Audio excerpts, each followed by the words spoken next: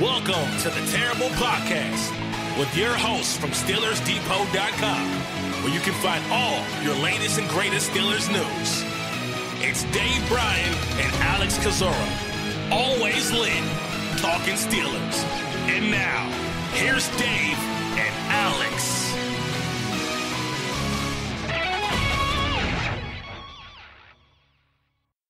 Welcome to the Terrible Podcast, Season 9, Episode 75. He's Dave Bryan. I'm Alex Kozora, SteelersDepot.com. Thank you, Steelers Nation, for tuning in this Friday morning/afternoon. Dave, the bat signal went up. We have a jam-packed Art Rooney II show today, and when he talks, everybody listens, and he had a lot to say. Absolutely, and we thought it might be coming. It seemed, and people are starting to to chime in on Twitter, say, "Boy, I can't wait till the next podcast because something else is going to happen immediately afterwards." And yeah, that does seem to be the case as of late. But we knew it was coming. It happened a little bit earlier this year, and that's obviously because the Steelers did not make the playoffs. So we'll mark on the calendar that approximately right at about 2.5 weeks or so after the Steelers were out of the playoffs is when Art Rooney II spoke, and he did that very thing not only with about 7 members of the media on. What was it now? Wednesday or Thursday? Wednesday. Wednesday, right after the podcast. Wednesday. And then since then, he's had a couple of, I think, one-on-ones with some other outlets, and he'll probably be on, I'm guessing he was on the radio this morning or will be on the radio the beginning of next week there. So quite a few. He's saying the same thing as usual. They all tend to ask him the same questions. And he's good about being able to give the answers that come out almost the same way as he did in the original interview there. So I guess first and foremost, the first things out of his mouth were, why he believes, what reasons he thought were the main ones why the Steelers did not make the playoffs this year, and he kind of pointed to turnover differential and lack of having a good kicking game.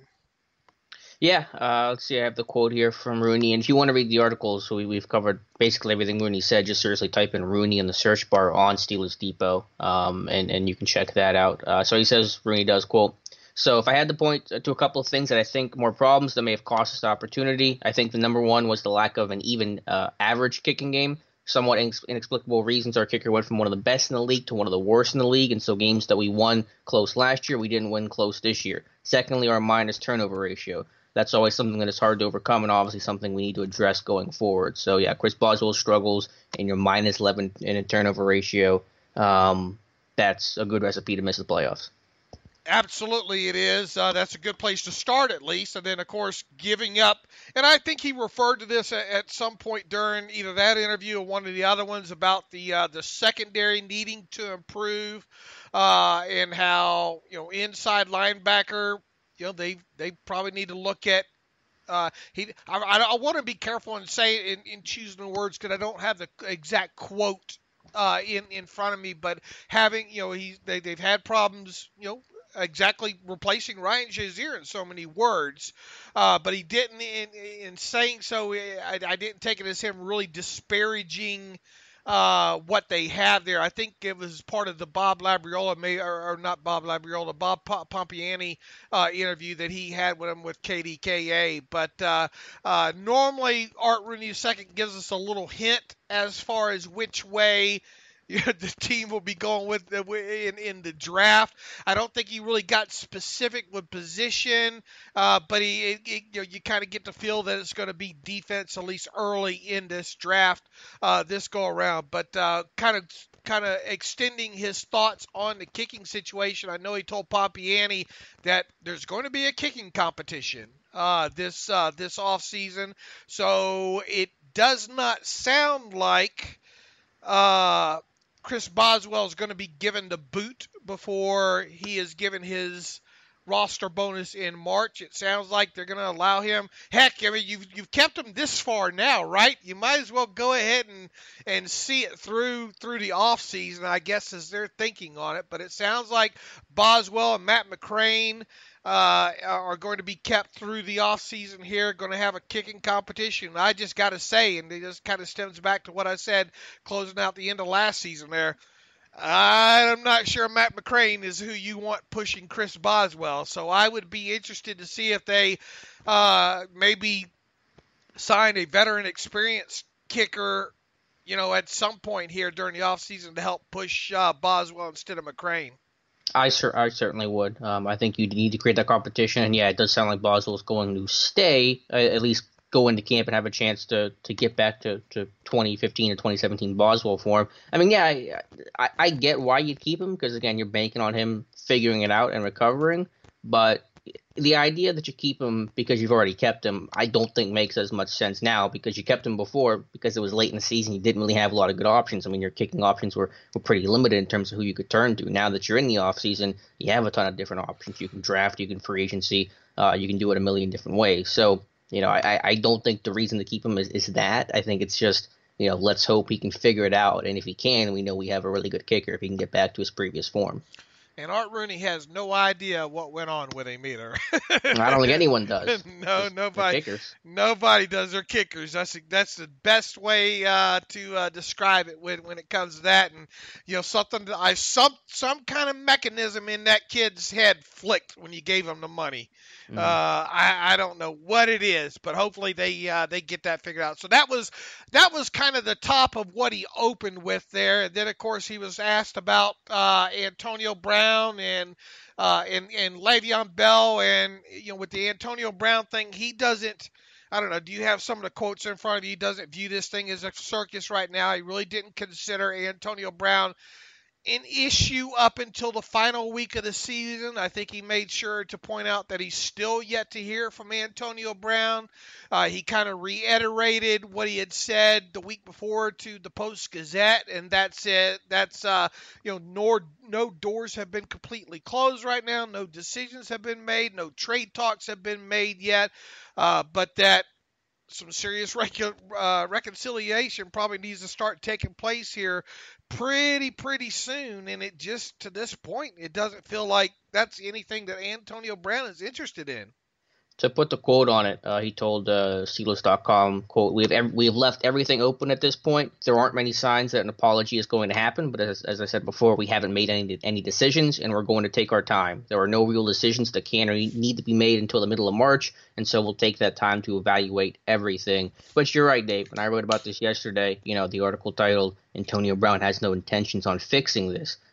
I've said for a couple weeks now that Brown could remain a Steeler, but the only way he remains a Steeler is by talking with the team, hashing out their problems, kind of getting everything out in the air, and trying to figure out a way to fix this. And Brown clearly has no interest in discussing with the team, returning the team's phone calls. He's done everything but talk to the team, including after some of these comments from Rooney was made. He was back on Twitter, kind of taking some veiled shots at the team and getting into this little fight with Emmanuel Sanders. So he's talking to everybody but the Steelers, and if he continues to ignore this team, which it sure sounds like he will, they'll have no choice but to trade him.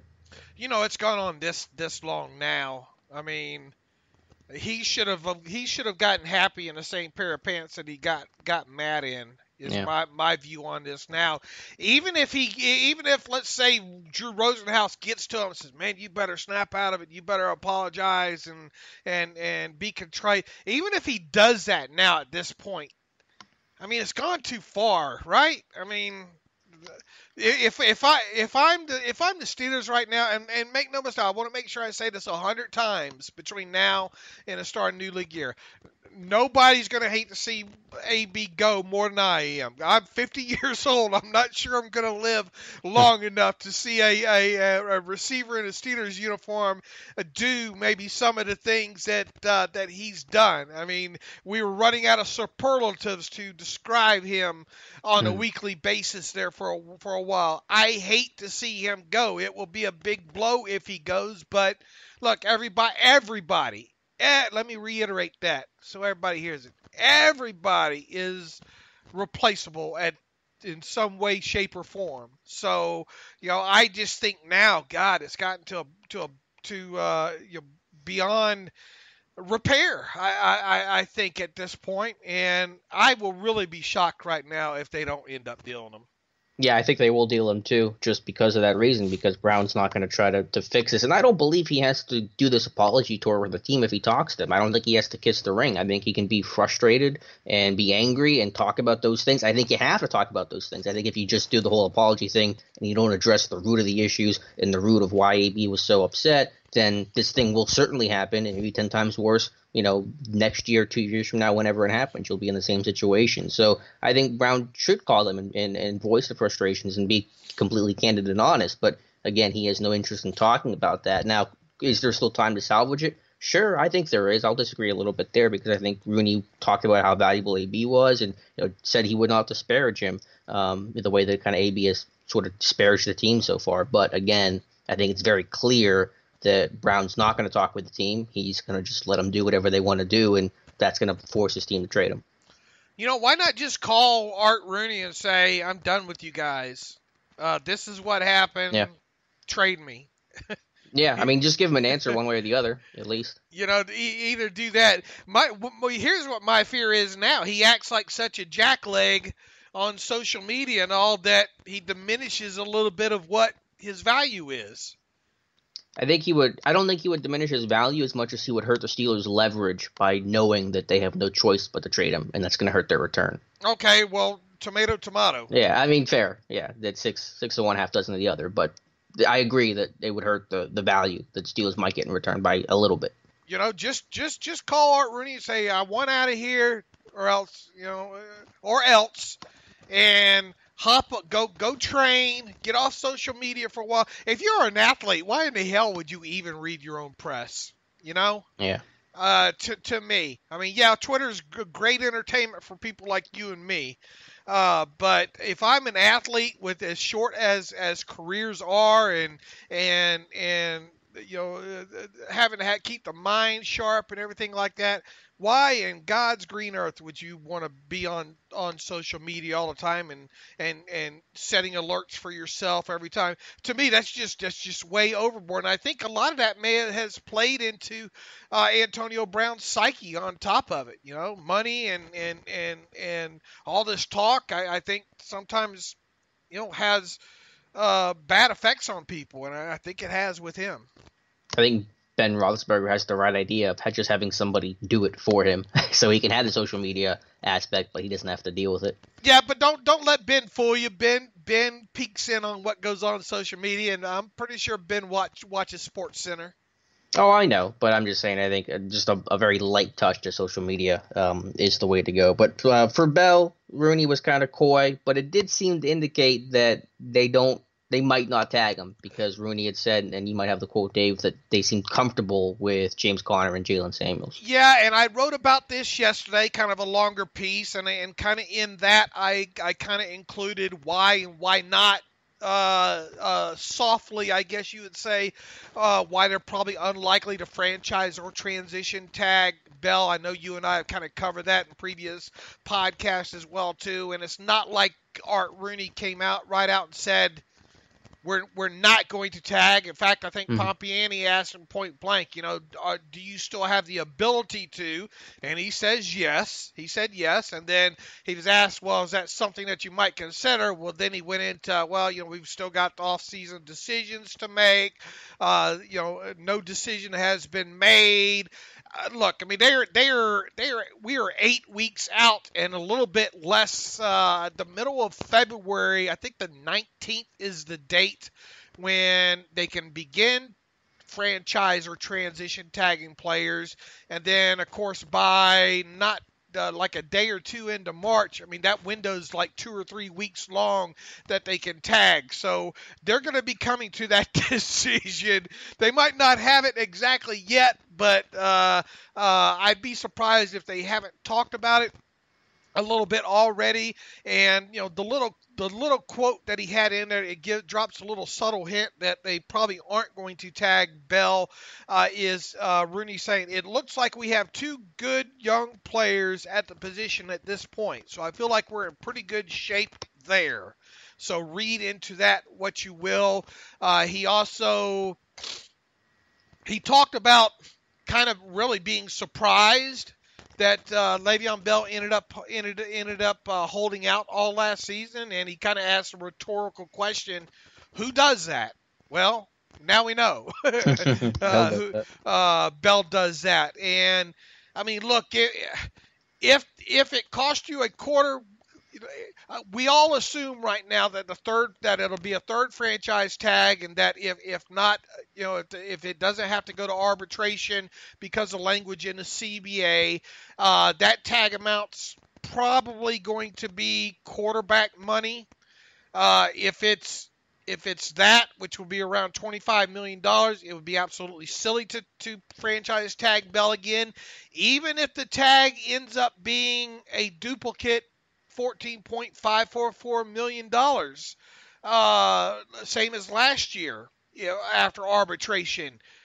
I think it would be silly to tag him again. I mean, yeah, you're begging for him to sit out all of the offseason again, and you're begging for him to skip the first whatever amount of weeks of the season, and you're begging for him to skip the whole season again, quite honestly. Now, do I think he'd go that route 2 years in a row?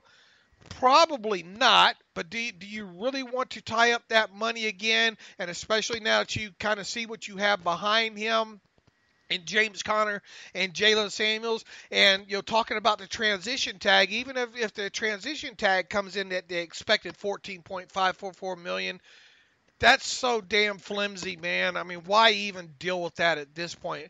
To me, I would want to try to wash my hands. If you're going to try to wash your hands with a lot of this, stuff going on with Bell and Brown, now's the perfect opportunity this offseason to do it. It would stink not to have both of them, but that's what I would do, and I'd let both of them walk. And did you see the stat that I put up on Twitter earlier this week, Alex? Something like over the course of since 2013, 13, 14, 15, 16, 17, 18, 6 seasons. 13 was, of course, Bell's rookie season. That's a total of 96 regular season games, and Bell, Brown, and Ben have all been on the field at least to play in, was it 56 or 59 of those games, something like that. So, 40 games, I think it was, at those that they haven't had one of those three or multiple combinations of those three. Wow, yeah, so much for the Killer Bees, huh? Right, so much for the Killer Bees. Do you think they should tag Bell? No, we've had this discussion before. I mean, if you're going to do anything, you're going to transition him. You're not going to put the franchise tag, because the transition will lead to a long-term deal somewhere, either in Pittsburgh or with another team. So that solves that whole problem. But you know me, I'm letting him go. Maybe you do a little bit of negotiation when he's on the market and kind of gauge where his real market value ends up being. But I'm not doing the tag. All right, now let it be known that starting right now until the tag deadline, they can have negotiations again and try to work out a contract. But if those negotiations with the decent Bakari go anything like the last two off seasons go, they're not going to get anywhere on that. The Steelers are not going to budge much off of what the number that they have been kind of working with Bell, and that guaranteed, that quote unquote fully amount of guaranteed money that they're probably offering them isn't going to stick either. So at this point, as we sit here today in mid-January, it certainly is starting to seem like Bell and Brown are not going to be part of the 2019 Steelers. Dave, we talked a lot about the players so far. Let's go to the coaching staff for a couple minutes. Rooney was asked about coaching staff changes, said no more subtractions will be made, so no more firings. So basically Porter and Saxon are the two, of course, losing Munchak, promoting Sean Surratt. But one kind of maybe slight change to the coaching staff in terms of the roles, at least on game day for next year, will be potentially not hiring someone from the outside, but assigning somebody in-house to help Tomlin with challenges and possibly replays and doing a couple different things there. So we mentioned this, I think maybe a week and a half ago, that the Falcons were having a guy to become their kind of challenge replay staffer, I guess you could say, and the Steelers might be doing the same thing, which I think will be very good news for Steelers Nation. Yeah, absolutely, and this is something we've talked about quite a bit, and I think well, yeah, why not why not hire Dean Blandino and put him up there, or as far as a rules expert goes, why not have a game day rules expert or something along those lines? Why not have how close are we now? There's a couple of time management books out there nowadays that you can even buy. I'm sure, is there not a computer program out there yet that lets you know when you should be calling timeouts or something along? I mean, how far away from that are we away from the best clock management scenarios at a push of a button? I mean, I realize we don't have the Jetson cars yet, which I'm very disappointed about that. But with all this math going on and computers and all, we've got to be a lot closer to a lot more perfect time management via just a computer and a computer alone.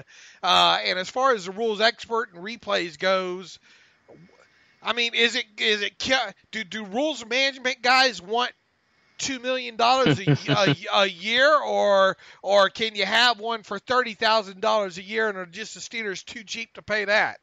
Well, I know it'll be a cold day in hell the day that Tomlin listens to some sort of algorithm for his clock management. That'll never happen. So if that does happen, it'll be with the next Steelers head coach.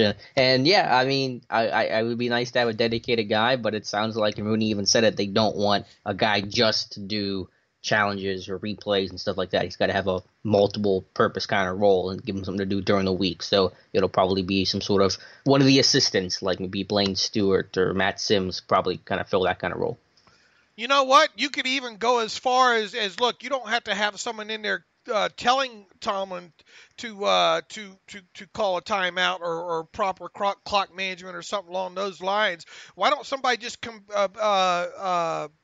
develop some sort of app or something that constantly that coaches can carry around with them and play with 30 minutes a day or 10 minutes a day or something like that, where they get put into certain scenarios, and it kind of tests them on the fly. All of a sudden you got a running clock. It shows you up there, down distance, score, all those things like that. Some of you people listening to this podcast, I know, or most of you, I know most of you are smarter than I am. I know a lot of you have better math skills than I have. I know a few of you are probably good at on the computer. Get busy. Create us one of these clock time management apps or something along those lines. Now, of course, I'm being a little bit over the top there, but anything's better, especially when it comes to challenges and than Tomlin's doing right now. And unfortunately, like you said, Tomlin's going to continue to do a lot of this stuff by the gut. One last thing on Tomlin. Rooney said, kind of didn't give an answer in terms of Tomlin getting an extension. Rooney said they'll cross that bridge when they come to it later in the offseason. So I don't know if that's him being intentionally cagey or if that's really how the Steelers do business. I haven't followed when extensions happen. But do you think Tomlin gets an extension this year, or do you think he's got 2 years left? He's got a year. How much? He has 2 years left, I believe. Okay, and the Steelers generally do extensions with 2 years left, or they wait? Yeah, I think the last one was in August of I don't know. I just wrote about this recently. I'll have to look here. But I mean, yeah, it is about time. But I think the last one was done in. Let's see, Rooney on possible offseason extension for Tomlin. We'll cross that bridge when we come to it. Let's see. Currently, Tomlin has 2 years remaining on the contract extension that he signed in August of 2017, which means that it won't expire until after the 2020 season. So he has 2019 and 2020. In past years, Tomlin has signed a new extension 2 years out. Thus, that's why Rooney was probably asked the question that he was asked on Wednesday. Okay, so it would be interesting if he doesn't get an extension this offseason. That would be notable, wouldn't it? Yeah, I think it would be. I think it would be notable, sure. Okay. And look, I mean, not making the playoffs this year. Let me put it to you the kind of way I wrap my brain around what all Rooney had to say this past week so far. I really don't view him being down on Tomlin. to be quite honest with you. I don't view him being down on Tomlin. And look, you and I aren't as down on Tomlin as probably 80% of the people listening to this podcast, and about the other 96% that follow us on Twitter. I think you and I both agree that Tomlin could possibly be on the hot seat in 2019. But I kind of get the impression that Rooney thinks it's a lot of things other than Tomlin's coaching right now. I mean, I kind of do too, but I know Rooney is always going to be very, especially even more so than usual, diplomatic when he gives those type of answers to not rock the boat. But if we think he's on the hot seat, then do you think Rooney thinks that 2019 will be a very important year for Tomlin's future? Do you think Rooney has that mindset if things don't work out? We'll see come August. I mean, Sure. If he doesn't get an extension, we're forced to read something into that. Yeah, sure. But even if he does get an extension, I mean, coaches getting extensions, it doesn't really mean a whole lot. Changes can happen pretty quickly. If he gets an extension, as long as he doesn't go like 4-12, or if he has another, I mean, I think it would have to be a pretty disastrous season. I guess what I'm saying is I think that Rooney would put up with not making the playoffs again. Now, to what degree? Here's the hope to God we're not having this conversation. Mm-hmm. And boy, can you imagine and look, this is not me. I'm just trying to get myself into Art Rooney's head to what he's thinking with this. If he gives Tomlin an extension during the offseason. If he does, then I don't think he's a hot seat year coach. Now, if he doesn't get an extension, then I think he's we're going to really look at what happens this next season, or at least the next two, and go from there. But I mean, why would you give the guy an extension? If you're Sure. really considering him a hot seat coach. So I think, let's talk about this again in August. No, that's a very good point, and I mostly agree. I mean, I will say, at least for other organizations, I know the Steelers operate differently, but we've seen coaches get extensions before to avoid lame duck status. Now, Tomlin's not going to be in that scenario this offseason, but we've seen coaches get extensions before and still get canned after that year. So we'll see, but that's a good point. Speaking of extensions, though, Rooney talking about Ben. Sounds like he's definitely going to get a contract extension, maybe the final one of his career sometime this offseason. Yeah, we're starting to get some answers to some things that we kind of had figured out on our own. And, it's not surprising. And, he obviously didn't put a date on it and say that it's definitely going to be done. He's real. You know who's real good about not talking in absolutes? Art Rooney II. Yeah.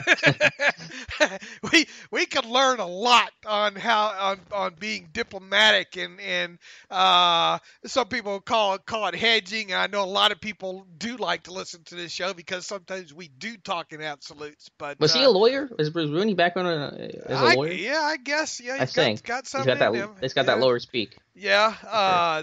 The thing with Ben is now.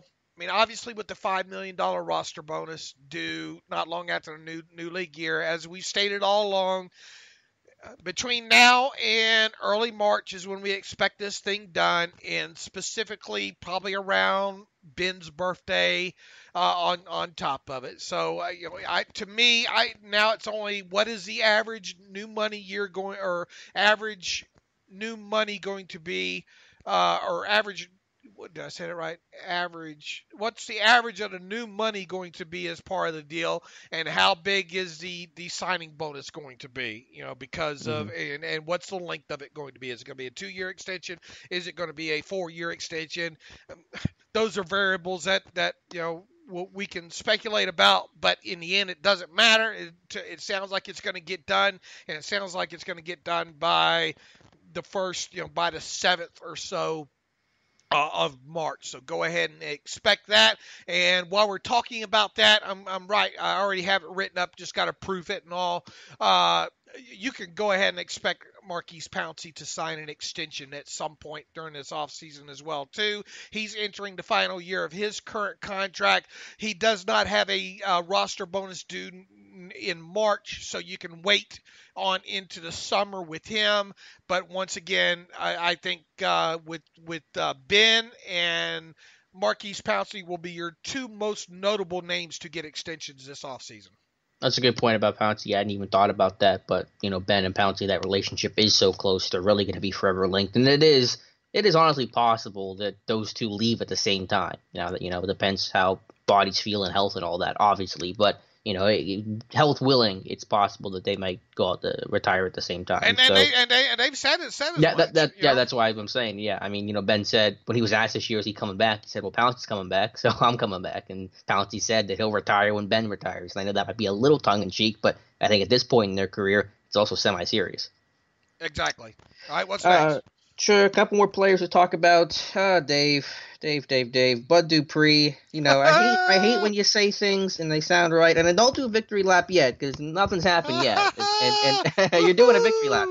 But Rooney, oh man, I quit. Rooney said that they're looking forward to what Bud Dupree can offer them in 2019. Now he didn't guarantee that he's going to be back on that $9 million fifth-year option. He said something to the effect of, we'll have to see what the contract situation goes, but in some capacity, it sounds like the team anticipates Dupree coming back in 2019. Look, I didn't have to be a rocket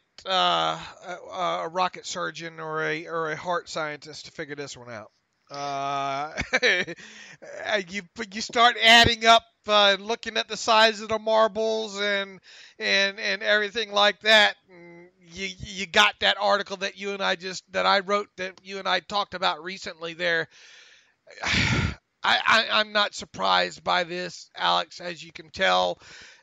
Just his wording. I'm not going to try to predict anything as far as his contract.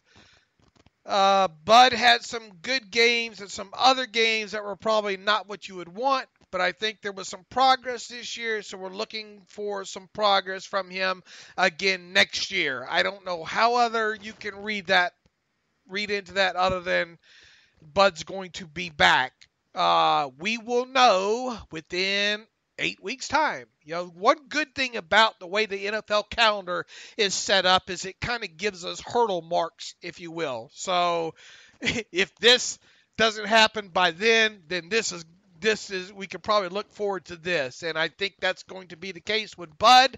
I would be, like I said, I will be surprised if Bud Dupree has his contract terminated between now and the start of the new league year. So I would expect him to be set to earn his $9.232 million in 2019, and for the Steelers to hopefully address the position not only in free agency but the draft at some point and move forward from there.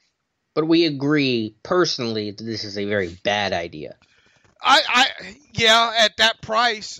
I definitely agree. Now, would I have issue with Bud was like $3 or $4 million man? Not as much, because he's easier to sit down at that point. He's easier to make a backup out of.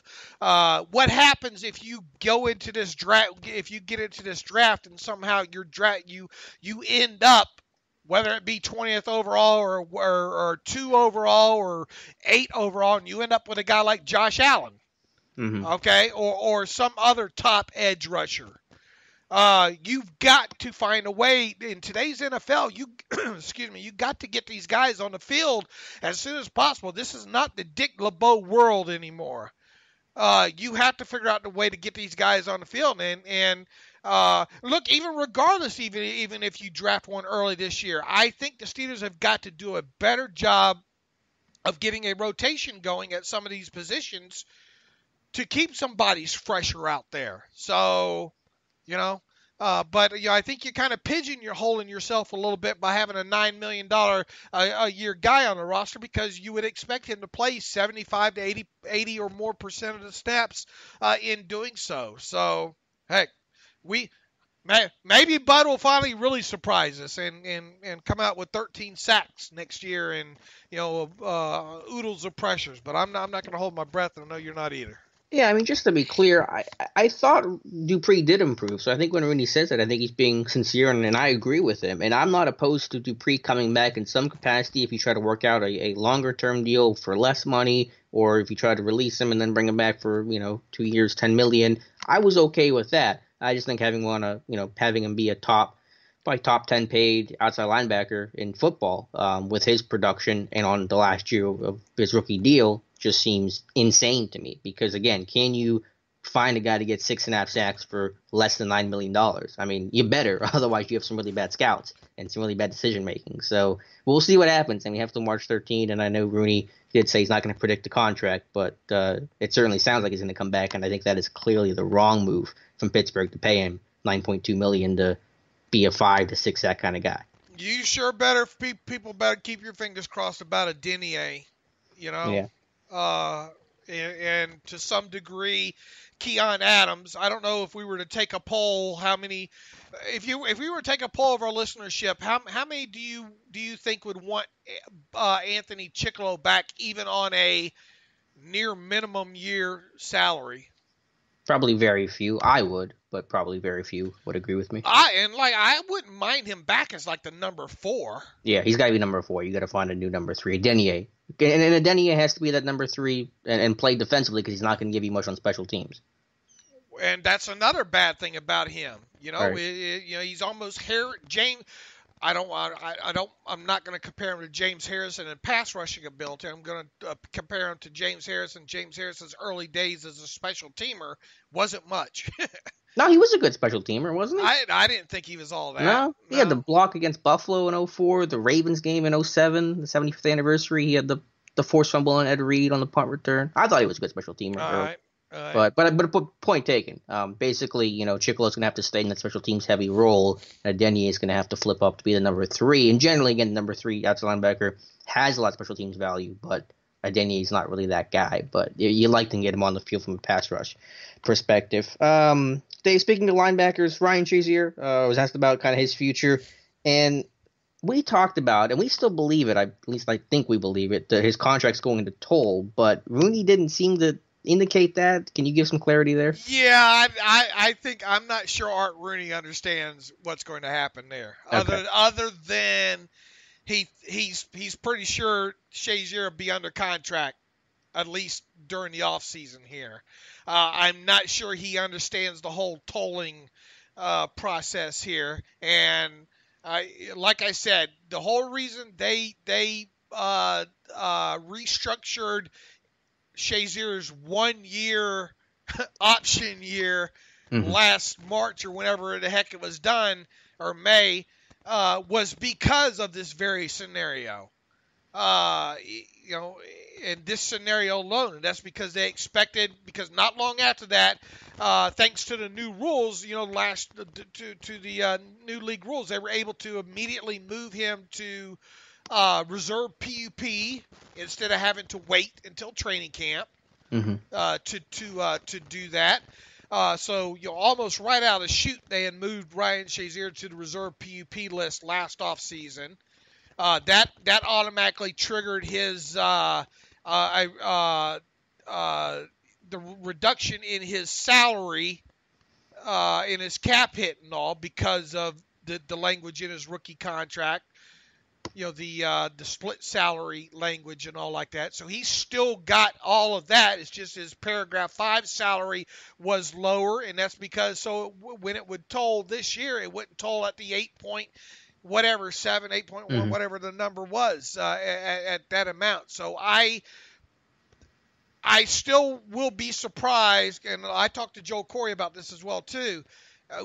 He said he's pretty sure that contract's going to toll along with Eli Rogers as well. So I don't think Art Rooney II did a great job of explaining it, other than just saying he just should have said that, look, we're going to try to work with Ryan Shazier this next year, and he'll be on the team or under contract in some capacity. That's the way he should have ended it right there. Now, looking at kind of the latest updates health-wise on Ryan Shazier, the way he's moving now versus the time frame of the NFL, I'm kind of expecting a repeat of last year. In other words, Ryan Shazier early in the offseason, once the contract tolls, then he gets thrown on reserve PUP again, and that way his salary decreases again, and then you're not tying up a 90-man roster spot that way, and also you're effectively for $400,000 giving him another year to see if he can bounce back. Does that make sense? Yes. Would he continue to toll every single year he's on reserve pup? To my understanding, he would. Okay. I mean, as long as you want to keep tolling it and carrying him, it would. I mean, how many times though do you see players be unable to play in their final year of their contract, have it toll, and then be kept again? And you know what I'm saying? Never. It's a unique situation. That's what I'm asking. But it sounds like one. At least they're willing to do so at first until maybe Ryan comes out and says, you know what, I'm going to retire or something like that. So they want to keep that door open for him and that light on with him. It's very commendable for them to be able to do that as well too. And look, the Lord works in mysterious ways, right? Right, and Shazier continues to be adamant about playing football again, and I'm not going to tell him no. I know it's a very long odds, and it's going to be a difficult road and a hill to climb, but hey, if anyone can do it, it's Shazier. So, you're rooting for him, and you don't close that door until he wants that door to be closed. That's my approach to it. Mine as well, too. And if you can keep him another year for $400,000 or whatever it's going to be on a split salary, then okay. Right. Yep. Agreed. A couple more things. Speaking of coaching changes, again, there weren't going to be any more firings. We talked about maybe getting someone to help Tomlin with challenges, but they have filled the vacancy left by the firing / non-renewal of running backs coach James Saxon. Steelers have hired Eddie Faulkner to be the running backs coach, who was there at NC State, recruited Jalen Samuels, of course, coached Jalen Samuels as well. So that'll be the replacement for James Saxon, Eddie Faulkner. And he wasn't on your list, was he? He was not on my list. Shockingly, I didn't get it right out of the 300 coaches to choose from. Yeah, he got a nice little coaching history to him at the position, and a little bit of special teams background as well too. He was obviously once a running back in college as well at Wisconsin, and boy, it's a small world, but I wouldn't want to paint it, Alex. He was a undrafted free agent with the Steelers in 2001. Yeah, I think it's 01. 2001 out of Wisconsin, and you want to know what a small world it was. He actually played in all the preseason games, I think, that year for the Steelers. And in their very first one that year, they played the Falcons, and they played the Falcons in Atlanta. That was Michael Vick's NFL debut, if you will, during the preseason for the Falcons in 2001. I was actually at that game as well with my good friend and blood brother, Chris. Rest in peace. So, yes, kind of a small world there. And I the name didn't, him being that far down, the chart there. And I mean, the name didn't register with me immediately. It was a bit of a surprise when the news came across, but it kind of makes some sense. He has a link to Jalen Samuels. He's a younger coach. He does at least have some experience there, as we talked about. So, we'll see. We'll see what happens here. He'll obviously have a stable that will include not only Samuels, but James Conner and somebody else at some point. His first NFL job. So it'll be interesting to see how his transition works from college to pros. Absolutely. I think did I miss anything on Rooney? I think I'm circling a million different things we talked about before the show. Am I missing any key points from what Rooney has discussed last? I'm trying to see what else we had in here. We talked, of course, about AB, Bell. We talked about Boswell. I'm trying to remember if there's anything else. Him talking about, what else was there? Oh, I wish there was. I guess whatever whatever hits me will hit me when it hits me. So we'll Sure. we'll The get second back to the that. podcast ends, you'll think of it. Right. One transaction Steelers made this week to add to their offseason roster, signing defensive back Marcellus Branch to reserve future contract. Local guy from Robert Morris, was with the Falcons, I think, this past year, and he is considered a safety, I think, more than a corner. So you looked him up. You read the article. Any initial insight on Marcellus Branch? Yeah, and I just did a quick scan through his highlights and all too, and went back and watched a couple of tackles of his. He actually, remember, he's played 8 preseason games with the Falcons over the course of the last 2 years. After not making their roster as a rookie in 2017, they waived him, and he spent his entire rookie season on their practice squad. They re-signed him to a futures contract. This time last year, he went to camp and played in all 4 preseason games, I believe, this past year with them, and obviously didn't make the cut then. So this is a guy that's played corner at Robert Morris and then switched to safety. He is more safety than anything else, more free safety, I think, than anything else. So just an interesting guy, to have. At some point, I assume that you'll do a kind of more in-depth breakdown on him. Yep, that'll be one of the off-season projects. I'm going through my futures report stuff now. Yeah, Branch comes in 5'9", 193, ran a 40 and 4.61. So none of those aren't good numbers across the board, but he's got a little bit of experience in the NFL in the preseason in a camp and down there in Atlanta, so that's going to help him. And we'll see what happens. Mike Hilton wasn't supposed to be much either, and look where that turned out. Dave, before we kind of transition to our picks and kind of getting towards the end of the show, and again, anything I'm missing or anything you want to talk about? I think we got the most of it. Anything else, we'll carry on over into Monday there. But Alex, did you know what's happening this weekend? It's Championship Sunday. It's also Pittsburgh's going to get hammered with snow. And we have the East-West Shrine game, I think, this weekend as well too, and I know you and I will pay attention to that either live or taped. Thank God for that these days. Now the Senior Bowl is a little bit different there, but a lot of good developments going on at East-West Shrine game this year. And look, go back several years ago, guys like Chickalo and it's not unusual for the did I write about this last off season? It's not unusual for most of the Steelers draft picks to be college all-star players. That's that Tom Jones remix, isn't it? It's not unusual for. I'm making a bad joke. I'm proud of my mom is and was a huge Tom Jones fan. You know what other song was? What's New Pussycat? What was another? I'll think of another big Tom Jones and maybe sing it to you here in a minute here. Oh, let's not do that second part. NFL playoffs are here, Alex. And it's time to get in on the action with the futures odds are out. Already some of these Super Bowl, I guess it'd be, what number are we on now? 53. I guess it'd be 54.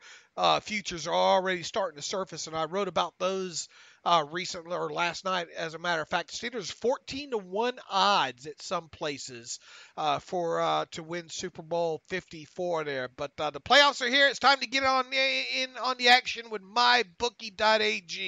Don't be that guy or gal with no rooting interest this weekend as your relatives or friends sit around watching the championship round games. Not this year, especially with the 53rd Super Bowl being right around the corner as well, too. It really is the most wonderful time of the year. Unless you're a Steelers fan, you're having to sit back and watch all this and hope that the Patriots don't win it all this year. Make sure you're ready for the daily action by signing up at mybookie.ag today. They pay fast when you win. Ownership really cares about good customer service, and they offer the craziest props around. Where you bet is just as important as who you're betting on. And if you want to make money during this off season, during this playoff season, you got to go to MyBookie. I trust them, but you don't have to take my word for it. Check them out for yourself. Join now, and MyBookie will offer you a 50% deposit bonus to make sure you have a nice little bankroll for the playoff season here. Use promo code TERRIBLE. That's easy to remember. TERRIBLE when you deposit to activate the offer. That's promo code TERRIBLE at MyBookie. You play, you win, you get paid. And real quick, going over while we pull up some of these odds here, and we look at what's Super Bowl 54's odds. The Rams, the Chiefs, the Saints, and the Patriots, the four teams that are remaining right now, are obviously the favorites. The Rams at 6-1 odds to win next year's Super Bowl. They're followed by the Chiefs at 7-1, the Saints at 8-1, and the Patriots. Boy, it feels like the Patriots are getting slighted at 10-1. The Chargers 12-1, the Bears 12-1, and then the Steelers fall in there seventh best at the list I'm looking at 14-1, and heck, we don't even know if Antonio Brown's going to be part of that team as well too. So fun stuff that you can bet on already there, and I assume now you would like to get into looking at some of the odds on and picking the games for this week. Yeah, it's Championship Sunday. We got Chiefs and Pats and Rams and Saints. Which one do you want to start with? We will start with, let me get on the right link here. We'll start with the Rams at the Saints. The Saints are at home, favored by 3 points. And did you know, like, only a handful of times, like 3 or 4 times in the history of the championship games I believe has both home teams won in the same weekend. It's just a rarity for that to happen. So this, obviously this should be a good game. The Saints at home, favored by 3. We know how tough it is to play in that New Orleans Superdome. Going to be loud as all get out. What's your thoughts on this game? I know the Saints didn't look great against the Eagles and got down on a 14-0 hole, but I think that showed some resiliency and ability to come back. And I picked the Saints at the start of this thing. I'm sticking with them. Give me the Saints to win by 4. What did I say a couple of weeks ago? Did I say I like the chances of them to at least get to the Super Bowl but not win it? I couldn't tell you. I worry about them defensively, but they showed up nicely in the game already that they played against the Eagles. I am going to go under the assumption that Drew Brees will get it done somehow, some way against this Rams defense. This is a game that could kind of maybe mirror the one that we saw between the Chiefs and the Rams earlier in the season. The game that was scheduled to be in Mexico. The scoreboard could get really lit up big in this one, especially with weather not going to be an element in it either. I will take the Saints at home, and this is going to come in right on the number. Better buy the hook. Better buy the half the point in this one. But for the sake of our argument, I'll take the Saints to cover the 3. Okay, fair enough. What about KC? What did you take on it? You have the Saints covering as well? Yeah, Saints by 4. All right. Let's see. New England at Kansas City here, and this is another 3-point line with the Chiefs being favored. Go. I'm going New England, just because I think they're better situationally. They've been in this moment before, as great as this Chiefs team has been, and that defense played better last week. Hats off to them, the way they handled the Colts. But I just think the Patriots, they can beat you in so many different ways. They will find your weakness. They can go spread. They can go power. They have better checks, and they just probably have, I think, a better game plan. And this game won't be the frozen tundra that it was supposed to be. I think they're calling for 33 to be the high on Sunday. So some good news for both teams, really, because obviously the weather would have affected both teams. But anyway, I'm taking the Patriots to win we'll go by 6. Can you name, are the Chiefs going to have Eric Berry back this week? I think so. I think he practiced. Let me double check. I saw a report that I think he has a good chance to play. And the reason I asked that too, because another sign was, they cut Ron Parker. I didn't realize that. I like Ron Parker. They cut Ron Parker, who started. How many games did he start for him this year? Can you name that secondary right now? Steven Nelson, Sorensen's still there. Daniel Sorensen, Barry. Yeah, it's not not a ton of names there. Philip Gaines. No, Philip Gaines isn't there anymore. Yeah, it's not a household name. That defense has struggled this year.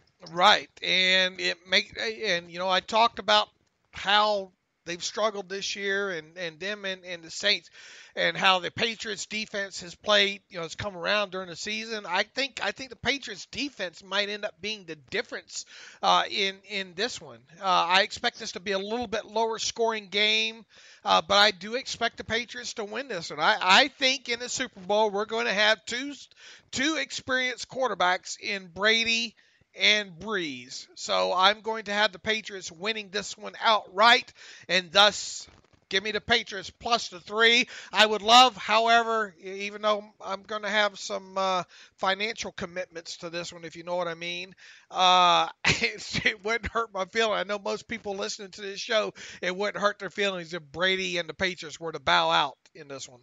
Yeah, I'm definitely rooting for the Chiefs. I know I'm picking the Patriots, but definitely rooting for KC. All right, Dave, so those are our picks. Definitely enjoy Championship Sunday. I think we have a time for a reader email or two if you have something pulled up. We can get to it. Yeah, let's see here. We got quite a few of them, actually, once again. Let's start with Jay. What are your thoughts on the Steelers going after Preston Smith, the outside linebacker with the Redskins? ? This may alleviate them needing to draft an outside linebacker early, leaving them to focus on inside linebacker and cornerback early. We hear about working relationships between center and quarterback in the offensive line. What is the working relationship in a 3-4 defense with the defensive ends and the outside linebackers? Example, do they need to know each other's tendencies, etc. Been listening and reading your articles for years now. Thanks. Thoughts on Preston Smith?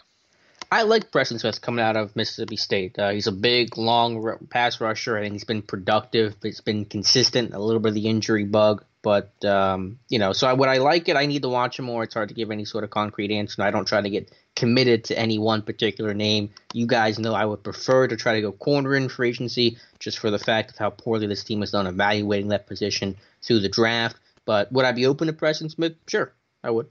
Yeah, I think – didn't they bring him in for a pre-draft visit a couple years ago? I want to say yes. I think you're right on that. I want to say yes as well, too. Last year he had 4 sacks a year after having 8 sacks. He's played in all 16. I don't think he's missed a game yet, so that's a good sign. He's on the right side of 30. What round was he? Do you remember? Third? I'll look. Another thing to keep in mind when it comes to Steelers and these outside free agents, they like that pedigree sometimes, meaning second round pick actually.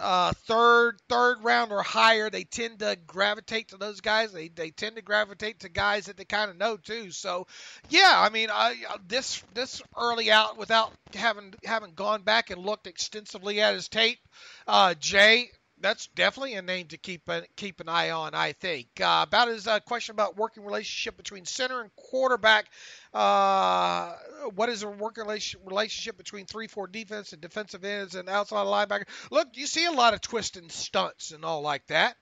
Games, as they like to say on the outside there. Those guys need to be in tune. Knowing each other's tendencies, I'm not sure I understand, but I mean, look, we've seen timing. That's why you have to practice these things together, because to know how a guy is going to crash inside on some of these stunts and twists, and we've seen at times a guy even like Tyson Alualu do a good job at hooking a guard and all like that. So the timing. And the working relationship with every guy on that front four has to be there. It's sort of like an offensive line.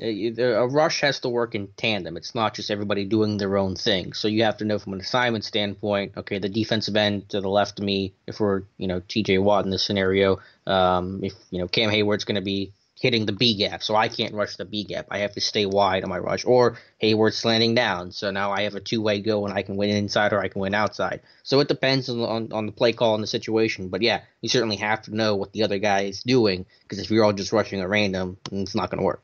And do you have any silence that you're following for certain pre-draft, for empty, per se? Mm-hmm. Do you have anything in the game plan that all of you have to be on? Have to recognize something and go off of off of a silent, just off what you see. So yeah, I mean you have to have a working relationship there for sure. Good question, Jay.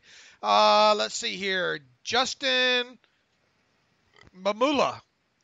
During the Ravens playoff game, the announcers mentioned that the Chargers moved Melvin Ingram from side to side in an effort to get him the best possible matchup against the Ravens offensive player. They did this so he could constantly pressure and affect Lamar Jackson. Why can't the Steelers move TJ or Cam Hayward around more to get better matchup in favor of the Steelers? It seems like these are little adjustments that could really lead to big benefit to the defense. Yeah, I mean, I kind of agree. I meant to do that for my defensive charting article, which went up today. Dupree and Watt didn't really flip the way that the team indicated they might throughout the year. They did a little bit, but not often. So that's something I would like to see probably in the next year. But I think maybe it's a little bit tougher because the Chargers are a little more of a hybrid scheme, so you have more flexibility than a more rigid 3-4 where Hayward's not going to really be playing outside and kind of playing the positions that some of the other Chargers players might do. So that probably makes it a little bit tougher. But I agree. I think you could stand to move these guys around a little bit more. All right, from Adam Trudmisty. Boy, some of you people. Say without the H. Like it's their fault. Yeah. Adam Kredimski, say without the H. Kredimski. I hope I got that right, Adam. If I passed, let me know. Thanks for your dedication. Bring us Yinzers, everything Steelers. Couple questions for Friday's show. Have you and Alex actually met in person? No. If not, any plans to do so? I could, look, if you likes being bored to death and being around a guy with a lot of issues, he's invited to come out here to Vegas. I don't know. Maybe I'll get to Pittsburgh here, maybe this summer or next summer. If I don't know, maybe you don't want to meet me. I got a couch waiting for you, Dave. I hear you. Like I'd use that. If you were the Steelers owner and or coach, what type of rules would you implement to keep more of the goings on behind closed doors? The last few years, as the Steelers' turn has been quite embarrassing to ownership and the fan base. Man, you're dealing with 53 plus practice squad plus IR. You're dealing with like 65 grown or supposedly half grown men, half kids. I think the biggest thing, and me being in sales management in the past, another kind of management, if you can believe that. Yeah, just try to expect the same thing out of everybody and treat everybody and have the same set of rules as everybody. I used to manage a sales crew up in Savannah, Georgia there when I worked for a coffee company up there. And, you can't have guys coming in late and this, that, and the other and being on time for meetings, and you can't have someone's, you got to have the same percentage increase expected for one route versus another route, and those kind of things. I think I would, knowing or what I think I know about the way Tomlin does things, I understand you have millions of dollars involved and players on different contracts, and the sports realm is a lot different than everyday Joe Blow working at McDonald's or the pizza place kind of realm. I would just try to, have it more fair, try to be more of a everybody treated equal, follow the same rules. Yeah, I mean, I guess the easy answer would be to make things a little bit more strict and have a little less flexibility. But that's a tough answer to give because we don't really know exactly all the dynamics in the locker room, what's disciplines being in place now, what's, all the circumstances. So it's really hard for at least me to try to give a good answer there. And look, I mean, a lot of that helps get put in place by who your leaders are, who your team leaders are. I mean, I would tend to put more on my team leaders as well too, and I think we could probably make a whole half a show out of is Ben Roethlisberger a great team leader? Does Ben Roethlisberger always set the best example of being a team leader? Ben Roethlisberger is not Larry Fitzgerald. Ben Roethlisberger is probably not.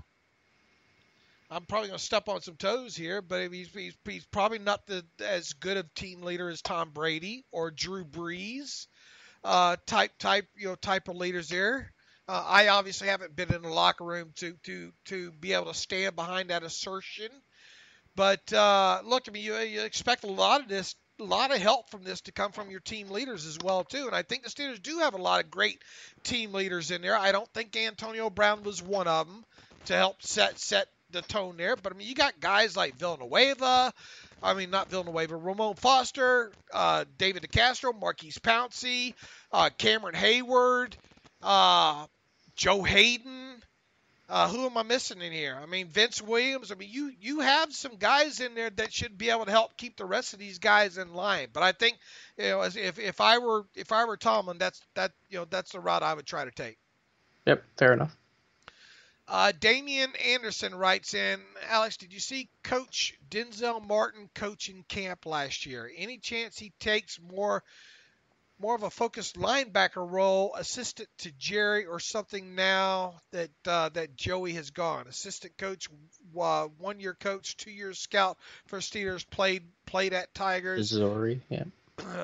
Unrealistic question. Who would you prefer to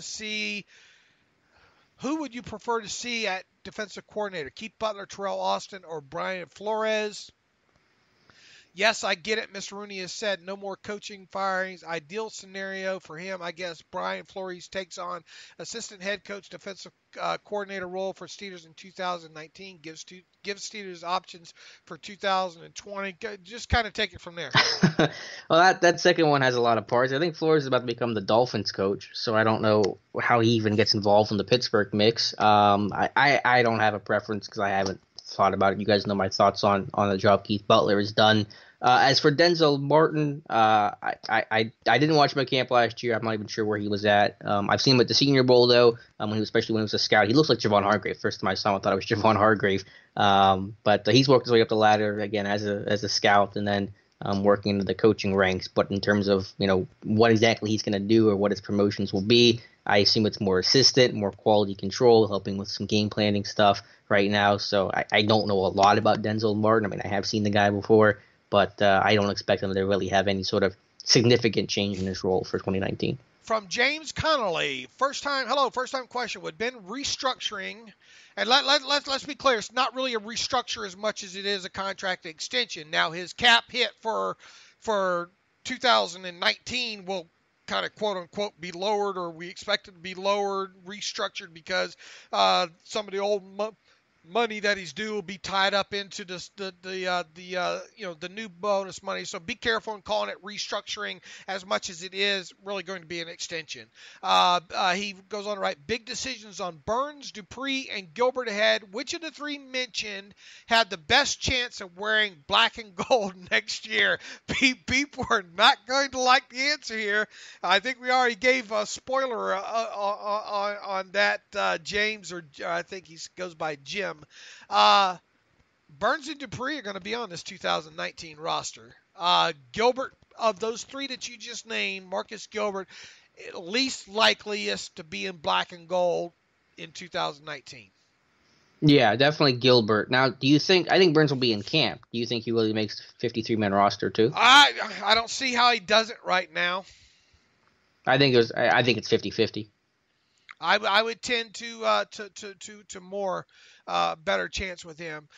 Good question, Jim. Brian Kaiser writes in, hi, Dave and Alex. Just thought about Le'Veon Bell while listening to the Monday podcast. If he goes to a new team and the Steelers sign one of the $8 to $10 million outside free agents talked about, how would that impact the comp pick they would get for Bell? Could it drop from a third? Could it offset it completely? Basically, yes, Brian. If they did go out and sign, a guy in that $10 million range per year, it could offset completely losing Bell, depending on the number that Bell signs for.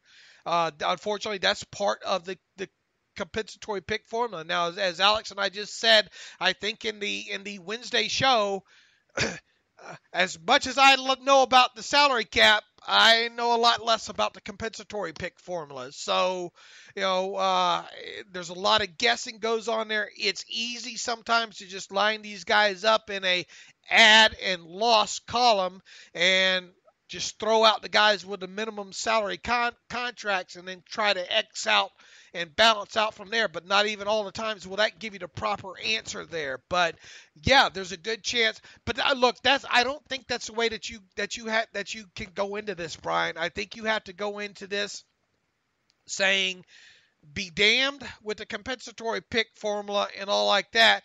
Can we afford to add a guy from an outside at X amount of money who's going to help this team win a Super Bowl? That's the only way you got to look at it, in my opinion. Yep, I agree. And as for the comp formula, as Dave said, we really don't have any idea. Maybe it cancels out, maybe it's offsets. You'd think it would offset, not cancel out, because if you're signing one guy for $8 million and the guy signs for $15 million, I don't treat those equally. But I have no idea what the actual truth is. Let's see here. Grant Humphrey writes in, first of all, I want to say big fan of the show. I've been listening for about 3 years now. I really enjoy the insight from you guys. The question will not be related to Antonio. I put on Twitter last night. Please don't ask about Antonio Brown. But his question is, what players do you guys expect to receive contract extensions throughout the season, and how much do you think those guys are actually worth, and what kind of numbers can we expect from extensions there? We already hit on Ben. I'm going to be writing about Pouncey today. I would expect Pouncey to once again become the league's highest paid center, and he doesn't have far to go to get to that point. So expect that to happen. I think around what I write, $12.5, $13 million a year for Pouncey. The center market's been kind of flat, thankfully, so that kind of plays in the Steelers' favor there. I don't think it'll be any issue in getting Pouncey done later in the offseason. Who else are we talking about? Sean Davis. What are you doing? Hargrave. Either one of those could go in either direction. And here's the thing with the safety market and the defensive tackle market, they're flat as can be. So, and with the experience and the playing time and the lack of honors that those two guys have received, 6 one, half of the dozen the other. It's not going to break you to get extension. I personally, if push comes to shove, I would think that you get deals done with both of those guys at some point. I don't know, $2.5, $3 million a year, Alex? Maybe a little more for Hargrave. Maybe it's about right for Davis. I don't think it happens with Davis. I think there's a good chance it happens with Hargrave, though. That's just my take. All right, another non-AB question from Josh Karadima. Hi, guys. Josh from Nashville. Do you see the Steelers moving up in the draft at all if they still own that number 20? To me, the draft class looks a little weaker than most recent classes, and truly elite guys in this class than normal. This is a rare spot for the Steelers are in. I would love for them to take advantage of the situation. A guy like Josh Allen, Devin White from LSU, Cleveland Farrell from Clemson falls to say 15. I think Washington could be an interesting team to trade up with because Carolina needs some edge help at 16. Thanks. I'll stop typing and listening. We're Alex and I still trying to plot our way through this, through the top of this draft class at least. I'll go back and say you just don't push a button, make a trade happen. Right. If there is a guy that you like, that you think that makes it feasible and not cost you an arm and a leg to go up 4 or 5 spots, you do it. It's kind of hard to imagine the Steelers jumping from 20 to up, let's say, 10 spots this year unless it's a guy that they really love, unless it's a guy that they think is Troy Polamalu-like. And just because of what it costs to do business in doing that, it's hard to predict. Now, could I see them moving up a couple, 3, 4 spots? Yeah. But that's just a guess. I'm not going to sit here and think this. I'm not going to sit here right now, and I'm probably not going to be right before the draft saying, man, Alex, they have to make a deal to go up to get player X here. It's just not how I am when it comes to this. Do I think it's more possible being at 20? I suppose, whatever that possible, yeah. But that's my thoughts on it. Yeah, I mean, we've seen this team trade up before. They can be aggressive. It might be a little bit tougher this year with some of the lack of draft capital. They don't have as many picks. They have just 7 this year, and I think 2 in the 6th and no 5th-round pick. But so if the right deal comes along, sure. But, I mean, that's all just based on the right deal. They tried to trade up last year. It didn't happen. So you just never know how these things are going to go. All right, from email, I don't want to cut these off. These people, Emilio from Vancouver. All right, Canuck country. Emil writes in, hey, Dave and Alex, just a couple questions for you. When minimal coaching changes, how much can realistically change? How does special teams plus defense improve without hitting on every draft pick? That's number one. What confidence should we have in Butler to put players in position to win going forward? Third part, do you think that this team has too many holes to fill to seriously compete for a Super Bowl next year or two? It's been drama all season and still dominates this team today. I think that is while Tomlin remains. On the plus side, Art Rooney mentioned a staff member for replays and challenges for Tomlin. We already hit on that. About damn time. Next on the list, Scrap Ben's radio show. Address the minimal coaching changes. What was the question with that? I missed that part. With minimal coaching changes, how much can realistically change? How does special teams plus defense improve without hitting on every draft pick? Well, I mean, personnel obviously will be one element to it, and you got to have the right players out there. So that's one of the biggest things. I think just continuity and cohesion.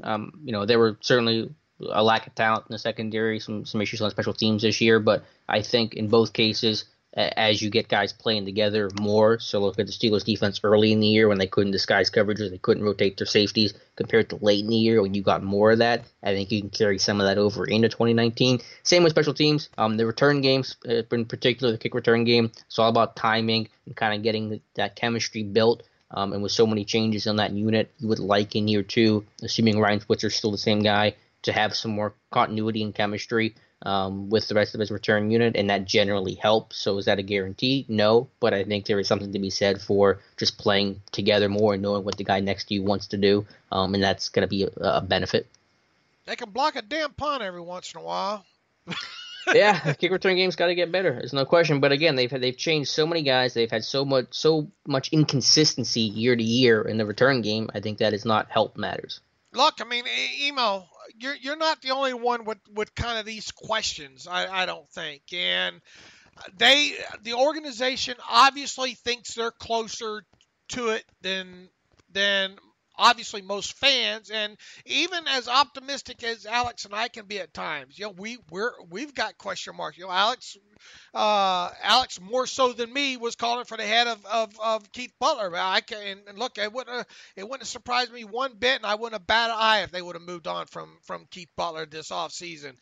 They have to do things different, and the personnel that they ended the season with cannot be the same personnel that they start next season with. So you would expect, a few things to be different on defense there. You would expect a few of their younger players to make that next step. Terrell Edmonds and maybe a Cameron Sutton to make the next step. And who the heck's going to play inside linebacker? I mean, there's going to have to be some changes. There's going to have to be some scheme changes as well, too. We are going to be talking about this defense from now until Alex gets out of training camp with them. And maybe a little bit about the offense as well, too, being how with it looking like Antonio Brown might not be back right now. So, yeah, I mean, do you think this team has too many holes to fill to seriously compete for a Super Bowl? I always say as long as you have a franchise quarterback, you have a chance. So, that's your chance. That's your lottery ticket right there, if you ask me. Jim Cantor has a short one here. Do you think Adeniyi can challenge Dupree for the outside linebacker spot next year? Maybe at some point. Probably not initially. Not if they're paying him $9.2 million. Tells you what they think about him. Yeah, that's why I say at some point. maybe during the season. He does. Number 2, he knows Edmonds only has one season under his belt. Do you think him and Davis are the answers at free safety and strong safety? I'll tell you, Edmonds better be at strong safety for a couple years. Davis needs to play better. He goes on to write, do you think they'd bring in another safety free agent? If they do, it's going to be because they got rid of Morgan Burnett and they're looking for another dime backer. Agreed. Number 3, do you think the Steelers will make a big signing this offseason like a big-name cornerback? That's what Alex said. Hey, John, that's what Alex has in his wish list here, or any other position. If so, who? I mean, you've already hit on a few of those names, right, Alex?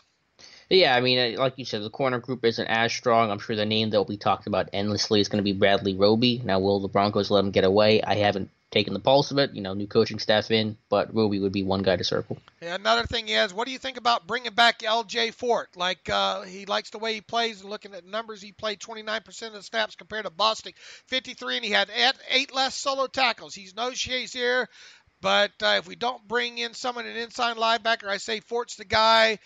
Your thoughts? I have no problem with Fort being number 4 or 5. Maybe 3, but let's hope we're not. Let's hope that we can do a little bit better. And bless Fort's heart, he's a good special teams player, but he's not the answer there. Well, I don't think it's either or. I think you bring Fort back and you try to upgrade the inside linebacker group. If you can get a first round or a top talent at inside linebacker and have him start next to Vince and Fort be your number 3, I'm pretty happy with it. I try to write Fort off every year. Around after the draft, and he stays. So kudos to him.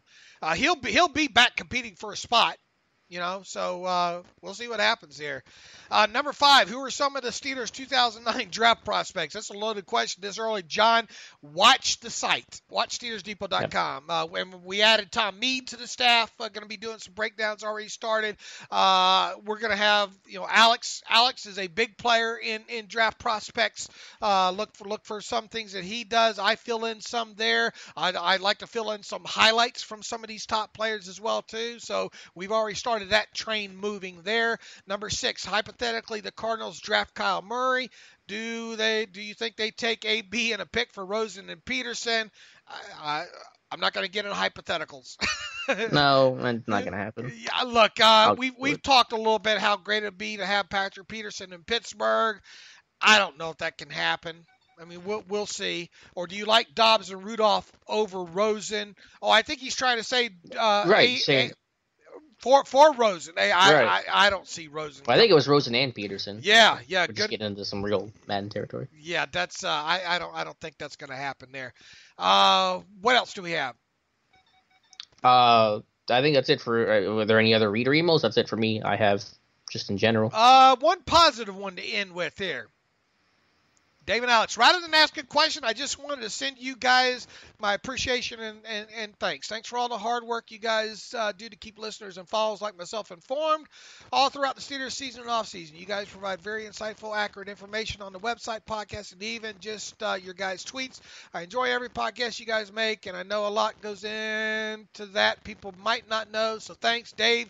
You are lit. I am lit, he says. You are actually really hilarious. Well, I'm glad I can amuse you like a clown. I think you are just misunderstood. I tell my wife that. Hey, honey, they say I'm just misunderstood. Wait back to see if I get a response. No response. Alex, you were doing a great job as well, too. So some kudos for Alex as well too. Alex is probably less misunderstood. I hope you guys live forever. I hope I don't.